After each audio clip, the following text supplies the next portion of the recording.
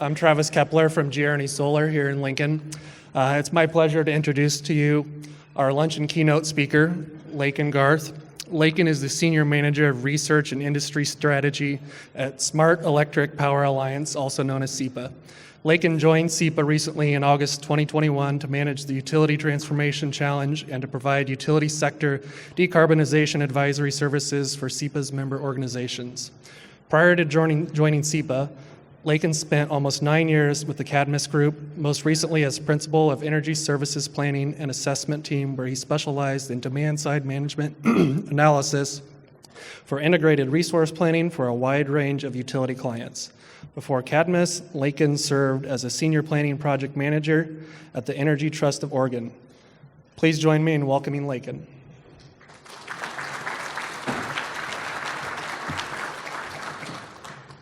All right, thank you, Travis, and thanks to everybody for joining. I want to spend a special thank you to the Planning Committee for inviting me here to present on behalf of SEPA. I came downstairs this morning and walked in and saw the turnout, and I'd have to admit to you, I was a little nervous. I wasn't expecting 300 people. It's an incredible turnout. I think I could speak for everyone when I say it feels great to be back in public, being able to meet with people face to face. And this turnout's really a testament to the hard work of the Planning Committee and everybody involved with this conference. I want to send a special thank you to Anita Schuler, who had her hands full wrangling Travis and I and all the other presenters. There's a ton of work that goes on behind the scenes at these conferences. And I also want to acknowledge David Rich from MPPD for recruiting me and allowing me to come here and present to you today. So first, I just want to get started and let you know a little bit more about the Smart Electric Power Alliance right here up front. So we'll start with our vision and our mission. So again, the vision for the Smart Electric Power Alliance is a carbon-free energy system by 2050. And our mission is to facilitate the electric power industry's smart transition to a clean and modern energy future. In terms of who we are, the Smart Electric Power Alliance is a membership-based organization, and in a slide or two, I'll tell you a lot more about our members. We were founded in 1992, so coming up on 30 years, by our current CEO, Julia Ham. We have a staff of less than 50 people, so right now it's at just about 45, and our primary focus is on research, education, collaboration, and development of industry standards. SEPA is based in Washington, D.C., but I think as most of you are aware, COVID times have wrought some changes, and so we no longer have a central office there. We're decentralized with a number of staff around the country, and I'm privileged today to come and present to you from the state of Georgia. We are a 501c3 based organization, so that means we're a nonprofit. We do not advocate, so we're there to provide an unbiased approach to our research and to our collaboration. And as part of that, we also remain technology agnostic. So we're not here to prognosticate or argue for one technology versus another, as long as those technologies support our vision and our mission of a carbon-free energy system by 2050. In terms of our membership, SEPA is an alliance of over 1,160 members made up of utilities, technology solution providers, regulators, and other stakeholders. So this slide presents some statistics about our membership. I think you'll note there that we have almost 200 government, nonprofit, and education members, over 400 public power utilities, and over 160 cooperatives and nearly 100 investor-owned utilities. So in terms of the electric power industry, we have representation from all different forms of utility organizations.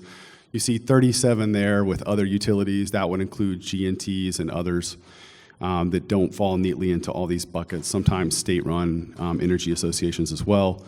And lastly, I'll mention that we do have over 250 corporation members, and most of these are focused on energy, so providing technology providers within the clean energy space. So our primary focus is to provide extensive resources for our membership, and those focuses are really on research and education. And as part of that research and education, we have a number of advisory services, both NPPD and OPPD are SEPA members, and we've engaged with them in a variety of advisory services projects in the past. We also host workshops, individual specific research projects throughout the country. We host webinars. And then SEPA also derives a lot of its revenue as a nonprofit from conferences as well, including North American Smart Energy Week and then Utility Conference that we'll be having again in May of next year. Another feature of the benefits to our members include working groups. And so SEPA hosts a number of really interesting and forward-thinking working groups.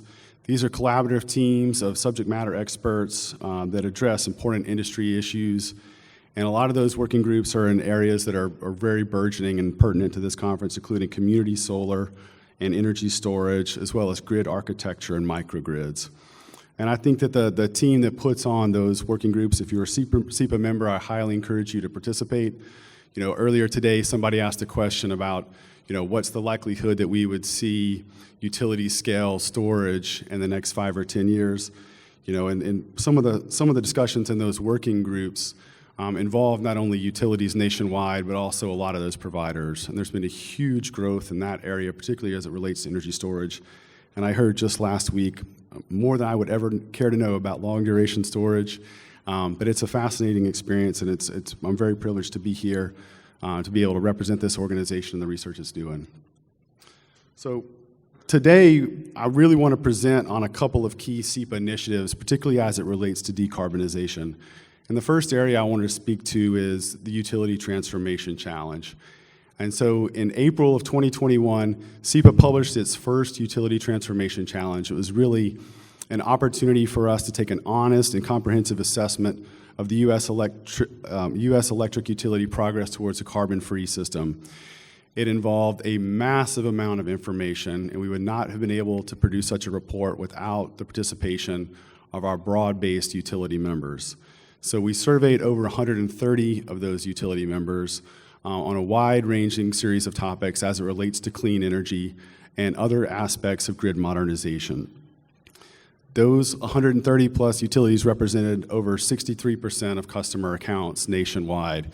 Now, to everybody here, that may not seem like a big deal, but to me, as someone who's a researcher and has been engaged in data collection for the past couple of decades, to have this kind of success in the first year is pretty impressive.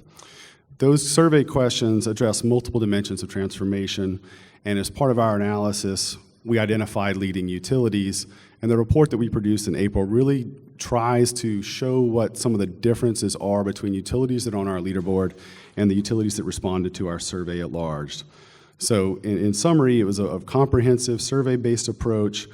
We asked questions pertaining to all aspects of the utility business, including its culture, its energy mix, operations, infrastructure, business processes, integrated resource planning, all those things that we think it will take to make a clean and modern energy future in the U.S.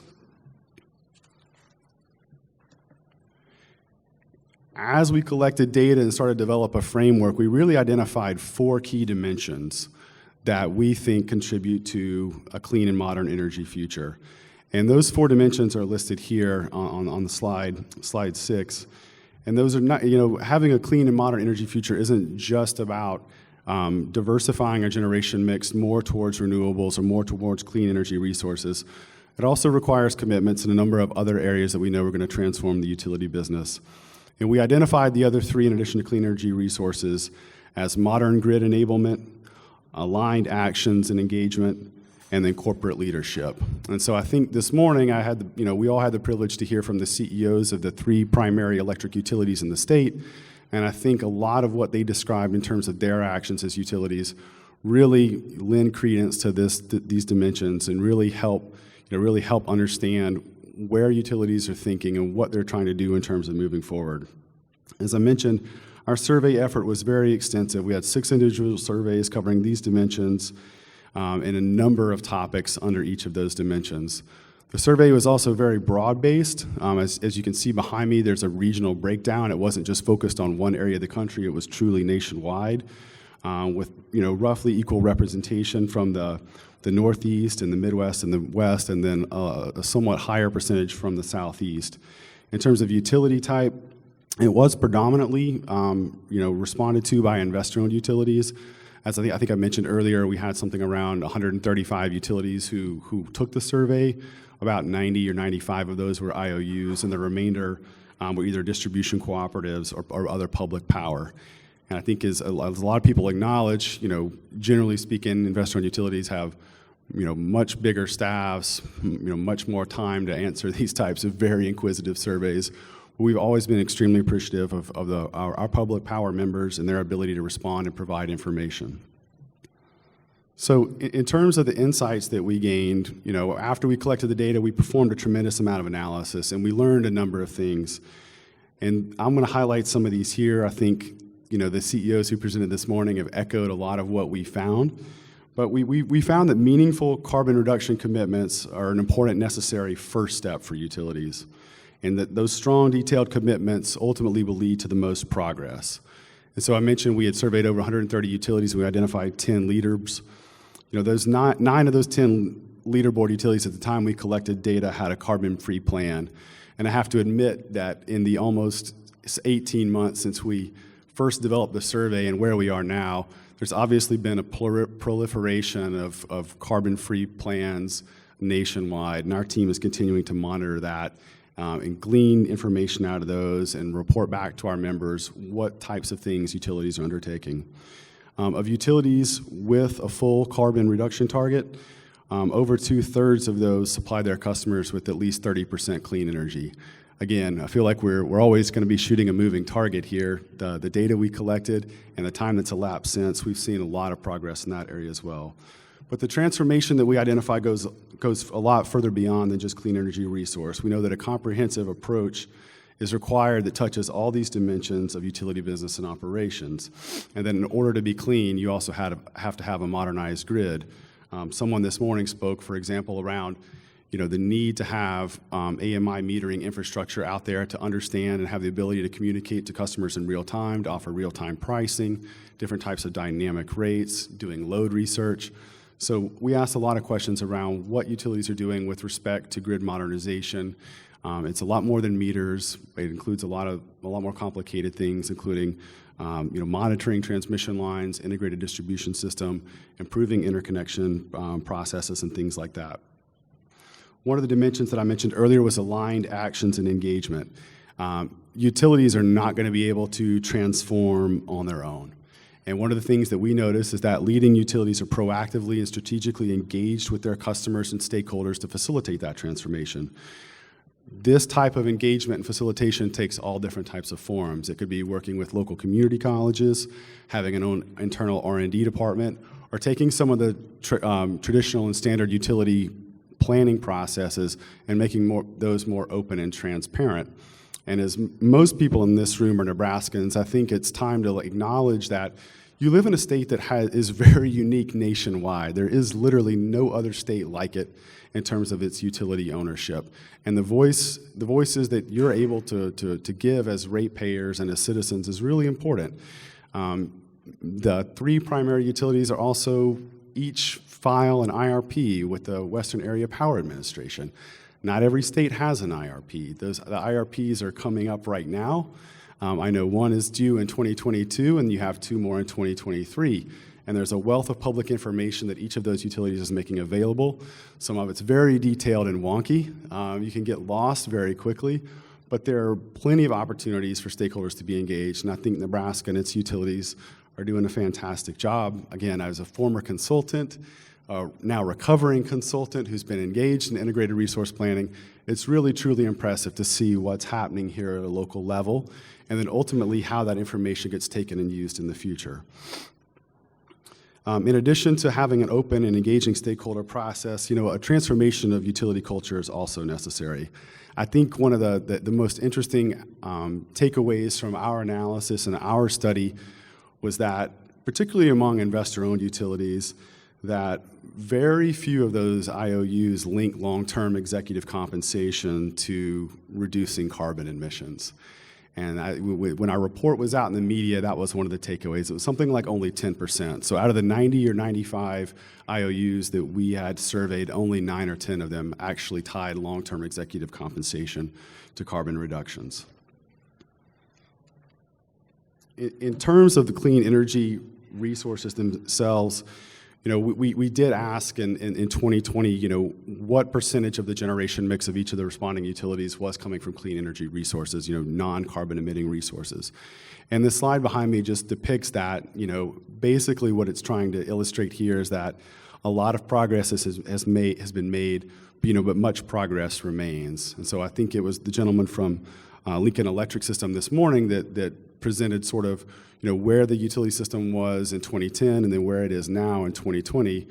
And you've gone from, primarily a gas and coal generating resource mix to one now that's, I believe, almost 50% renewables. And that's just in 10 years. I think most people in the industry seem to acknowledge that getting to carbon zero or net carbon zero by 2050, we got pretty good technology to get us 80 to 90% of the way there, but it's really the last 10 to 20% that's going to be extremely challenging. The other thing that this slide shows is that it's important to acknowledge that utilities each have a unique starting place. It's not completely fair, to compare Omaha Public Power District to Seattle City Light, which has, an almost entirely hydropower generating system. They're starting out from just an unfair advantage. And so I think as we think about utility transformation and where we go in the future, we want to see where utilities are making the most progress, where they're starting from, and how that progress is being communicated and measured is really important.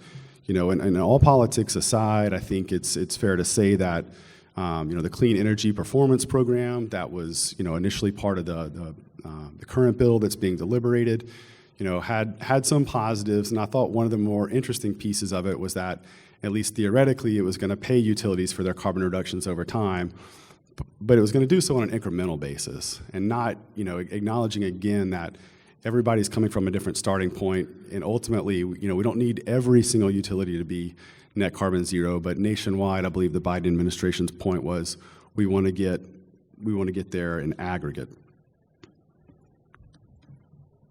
So as I mentioned, we did produce a list of leaderboard utilities. There are 10 of them behind me. They're listed in alphabetical order. We didn't rank them per se, but we did identify through the data we collected in our analysis a group of leaderboard utilities. And in the documentation and the reports that we produced, we made a lot of comparisons between what these leaderboard utilities are doing, relative to the utilities who did ultimately take our survey and participate. Our report also made a series of recommendations, and I'll just summarize these, fairly quickly in saying that, ultimately, we recommend that utilities strengthen their carbon reduction commitments by setting ambitious but science-based targets with interim goals and detailed plans to achieve them. I mentioned already, I'm a former consultant, and nothing was ever more vexing in my life than going and meeting with a client, and we were getting prepared to do a big study, and they said, yeah, well, we've already set this target, and we need you to research it and see if that target's correct. And as a researcher, you really want to wait and set that target until you've done the research and prove that it's going to be possible, or at least theoretically possible. I think within the state of Nebraska, there's been a lot of open and public discussions around setting targets and around investigating decarbonization. An awful lot of studies. I think that those were brilliantly summarized this morning. We also think that in order to have a clean and modern energy future, that we really have to address the transformation comprehensively across organizations through changes to processes, programs, and structures that will accelerate clean energy adoption. I was reviewing some of the work that's been published, or at least was released publicly by OPPD recently, and I felt like the consultants that were doing their study did a great job in terms of acknowledging sort of what type of transformational change would be required in order to meet those targets, particularly calling out specific areas that had maybe had underinvestment in the past and require more investment in the future. But in order to do that, we have to change our way of thinking about how to approach some of these problems. And embracing the clean energy transformation really has to become a core element of the utility mission and culture. It requires systematic changes, one of which I mentioned was linking executive compensation to carbon reduction goals. Something that is also really challenging is to establish transparent emissions tracking and reporting, and then pursuing your own internal carbon reduction initiatives.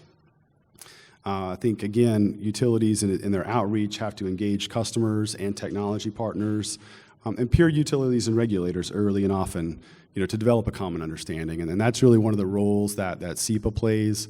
As I mentioned earlier, we do a lot through research, but also through collaboration within our working groups. We also have a utility executive forum, where it's an opportunity for utility executives to come together and describe what they're working on, what's working for them, not working for them, and to do it in a non-public context and away from consultants, and allow just sort of an open and honest information sharing. As the person who manages the internal research requests at SEPA, I think the question we get most often from our utility members is, well, what else is happening? What are people doing? What's working and what's not working? And so oftentimes, trying to have a national perspective and understanding which programs are successful and why they're successful, and then communicating that is extremely important. And then lastly, integrating equity considerations and goals into efforts to ensure that all community members and groups can participate and benefit from the clean energy transformation. I was sitting at the table back there earlier when Javier from OPBD spoke about energy burden. And I live in one of those states in the lower right-hand portion that's purple and has an extraordinarily high energy burden. In fact, the county that I live in is the poorest county in the state of Georgia, and it's not lost on me that there are groups, there are portions of our population who've been left behind with some of the advancements in technology. And I think, as an organization, SEPA believes that, we should be paying close attention to those groups and making sure that as we transition into a cleaner and more modern energy future, that those customer groups, those citizens aren't left behind and that they benefit as well.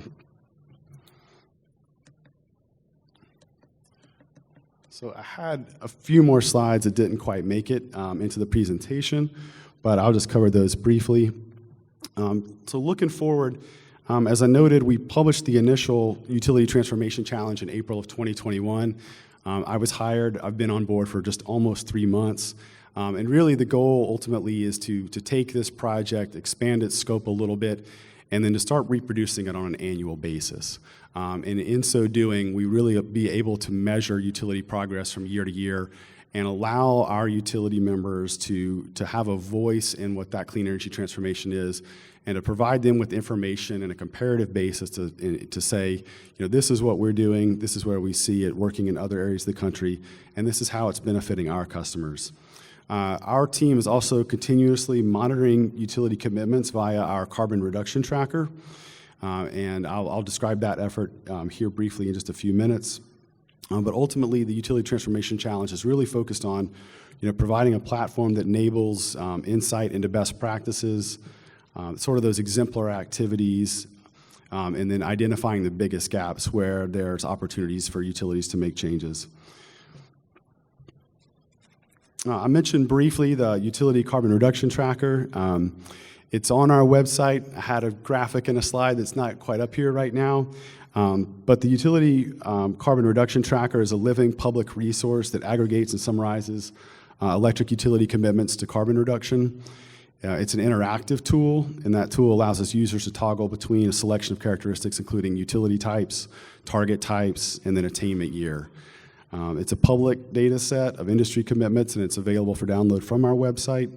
And ultimately, that resource is really a compilation of several different target types, including voluntary carbon reduction targets, both by electric utilities as well as voluntary reduction targets by parent companies who may have more than one retail electric distribution service across states. And it also includes information about mandatory carbon reduction targets, usually implemented at a state level. In terms of where utilities are with respect to carbon reduction targets, we know that 30 individual utilities nationwide have a voluntary reduction target of 100%, and then 21 utility parent companies have adopted a voluntary 100% carbon reduction target. And nearly 80% of U.S. customer accounts are served by an individual utility with a carbon reduction target, or utility owned by a parent company with a carbon reduction goal. In terms of where things are in the state of Nebraska, again, had the privilege and the pleasure to listen to CEOs present this morning. We know that Lincoln Electric System has a carbon reduction goal by 2040, OPPD, again, by 2050.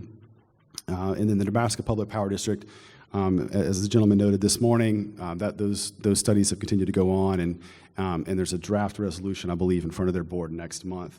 Currently, 49% of the metered customers in the state are served by a utility with a carbon reduction commitment. And we look forward at SEPA to updating that when more information is available in the future. If you have questions around the Utility Transformation Challenge, the Carbon Reduction Tracker, or if you are a SEPA member and are interested in the working groups that we have, all those are available online. And I'm certainly around here after lunch to answer any more questions that you may have. Thank you. Thanks for the work you've done on the Transformation Challenge so far. It's been useful for me where I sit. Can you give me a little more idea about what those next steps might be? I'm a policymaker working with one of the local utilities here. Sure, and thank you for your question.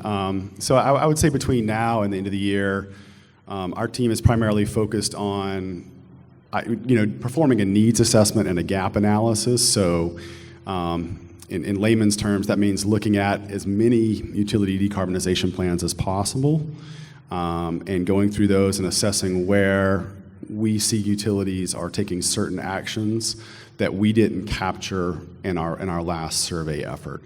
And then determining if we think we can get reasonable and reliable data around that information.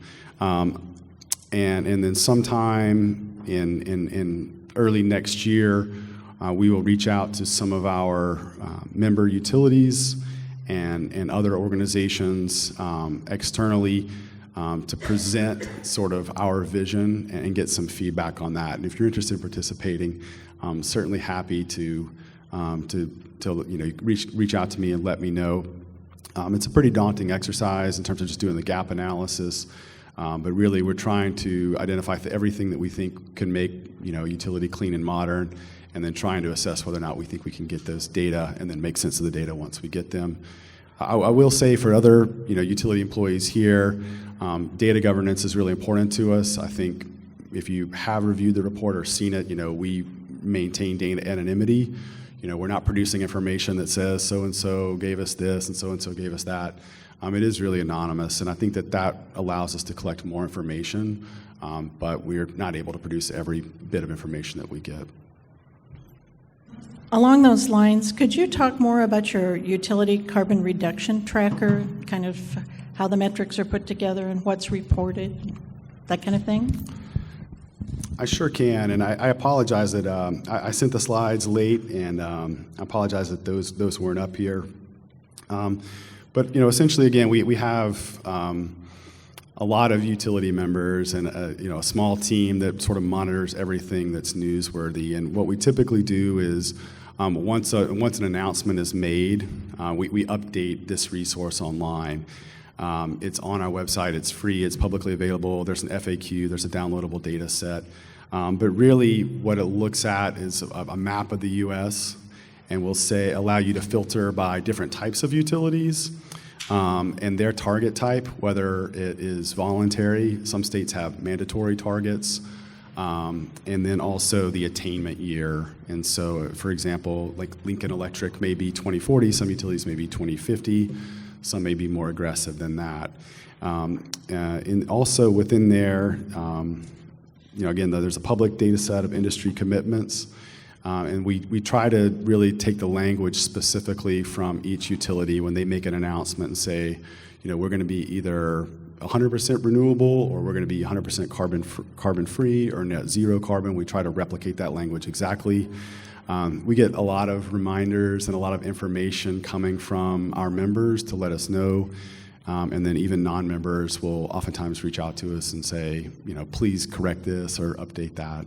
But it's pretty comprehensive. I mean, it's nationwide and really represents every electric utility that's made a carbon reduction commitment. Lincoln, in the research that you've done, is there a primary motivating factor for utility companies to go to net zero carbon? Is it public pressure? Is it legislation? What's really driving these utility companies in that area? Yeah, I don't think there is a primary motivating factor. I think there's a lot of motivating factors. I think that there's, in many states, there is a mandatory requirement. Some of ones that I worked in as a consultant, that mandatory requirement's pretty stiff. Washington State's an example where not only are the IOUs required, but so is public power. And their reporting and their analysis is very frequent, very expensive. And then other states, I live in a state where there's not a requirement, and it's served by a parent company that has 3 investor-owned utilities in different states. The parent company has a parent company-wide net zero carbon reduction commitment, but there is no individual commitment for each of its operating companies.